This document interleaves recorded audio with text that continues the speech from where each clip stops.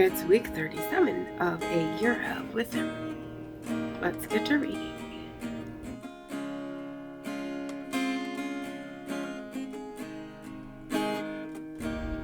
Day 258. Job 16, 17, and 18. Then Job answered, I've heard many things like these. Miserable comforters are you all. Is there no end to your long-winded speeches? What provokes you to continue testifying? I could also speak like you if you were in my place. I could heap up words against you and shake my head at you. But I would encourage you with my mouth, and the consolation of my lips would bring relief. Even if I speak, my pain is not relieved. And if I hold back, how will it go away? Surely he has now exhausted me. You've devastated all my family. You've bound me, and it has become a witness. My frailty rises up and testifies against me. His anger has torn me and opposed me. He gnashes his teeth at me. My adversary pierces me with his eyes. They open their mouths against me and strike my cheeks with contempt. They join together against me. God has delivered me to unjust men. He has thrown me to the clutches of the wicked. I was at ease, but he shattered me. He seized me by the neck and crushed me. He set me up as a target. His archers surround me. He pierces my kidneys without mercy and spills my gall on the ground. He breaks me open with wound upon wound.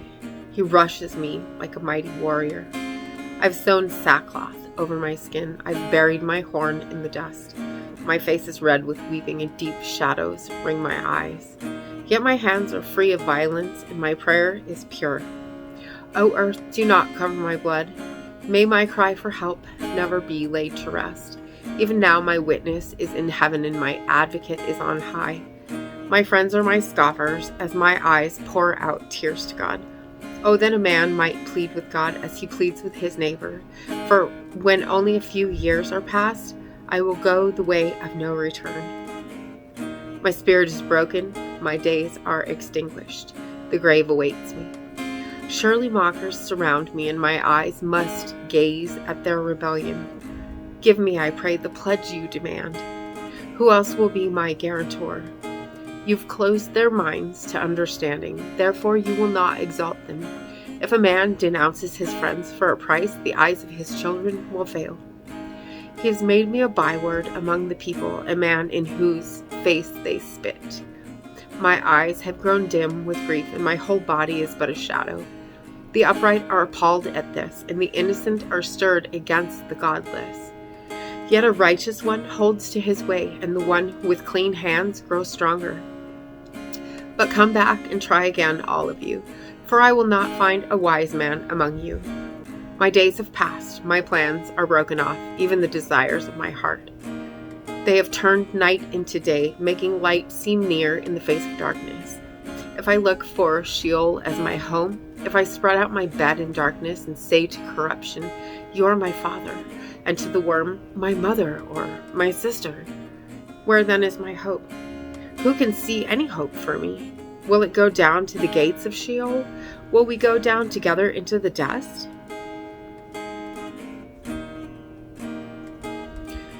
Then Bildad the Shuhite replied, How long until you end these speeches? Show some sense, and then we can talk. Why are we regarded as cattle, as stupid in your sight? You who tear yourself in anger, should the earth be forsaken on your account, or the rocks be moved from their place? Indeed, the lamp of the wicked is extinguished. The flame of his fire does not glow. The light in his tent grows dark, and the lamp beside him goes out. His vigorous stride is shortened, and his own schemes trip him up. For his own feet lead him into a net, and he wanders into its mesh. A trap seizes his heel, a snare grips him. A noose is hidden in the ground, and a trap lies in his path. Terrors frighten him on every side and harass his every step. His strength is depleted, and calamity is ready at his side. It devours patches of his skin. The firstborn of death devours his limbs. He is torn from the shelter of his tent and is marched off to the king of terrors. Fire resides in his tent. Burning sulfur rains down on his dwelling. The roots beneath him dry up, and the branches above him wither away. The memory of him perishes from the earth, and he has no name in the land. He is driven from light into darkness and is chased from the inhabited world. He has no offspring or posterity among his people, no survivor where he once lived.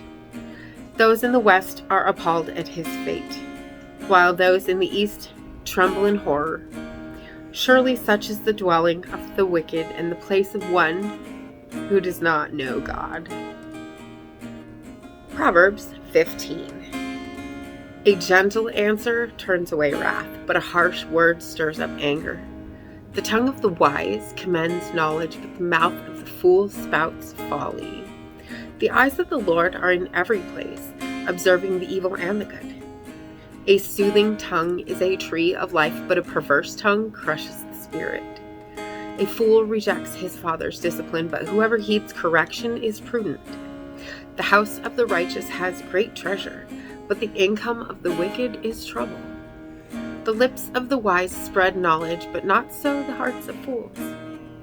The sacrifice of the wicked is detestable to the Lord, but the prayer of the upright is his delight. The Lord detests the way of the wicked, but he loves those who pursue righteousness. Discipline is harsh for him who leaves the path.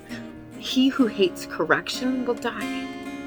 Sheol and Abaddon lie open before the Lord. How much more the hearts of men?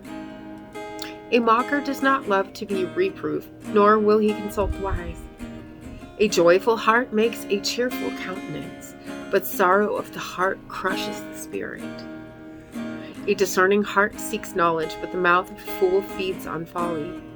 All the days of the oppressed are bad, but a cheerful heart has a continual feast. Better a little with the fear of the Lord than great treasure with turmoil. Better a dish of vegetables where there is love than a fattened ox with hatred. A hot-tempered man stirs up strife, but he who is slow to anger calms dispute. The way of the slacker is like a hedge of thorns, but the path of the upright is a highway. A wise son brings joy to his father, but a foolish man despises his mother. Folly is joy to one who lacks judgment, but a man of understanding walks a straight path. Plans fail for lack of counsel, but with many advisers they succeed. A man takes joy in a fitting reply, and how good is a timely word. The path of life leads upward for the wise, that he may avoid going down to Sheol. The Lord tears down the house of the proud, but he protects the boundaries of the widow. The Lord detests the thoughts of the wicked, but the words of the pure are pleasant to him. He who is greedy for unjust gain brings trouble on his household, but he who hates bribes will live. The heart of the righteous ponders how to answer, but the mouth of the wicked blurts out evil. The Lord is far from the wicked, but he hears the prayer of the righteous. The light of the eyes cheers the heart, and good news nourishes the bones. He who listens to life-giving reproof will dwell among the wise. He who ignores discipline despises himself, but whoever heeds correction gains understanding. The fear of the Lord is the instruction of wisdom, and humility comes before honor. And as always, thank you so much for being here today. If you haven't already, hit that subscribe button right there and click the bell if you want to get notifications. And make sure to hit that like button for me as well. And I will see you tomorrow. Maranatha. You'll carry me out of the storm. I'm standing at the crossroads. I'm lost without a clue. I need a big pink neon sign to show me what to do. I thank you, Lord. It glorifies you when you're the only answer. I praise you, Lord, for withholding what's too much for me.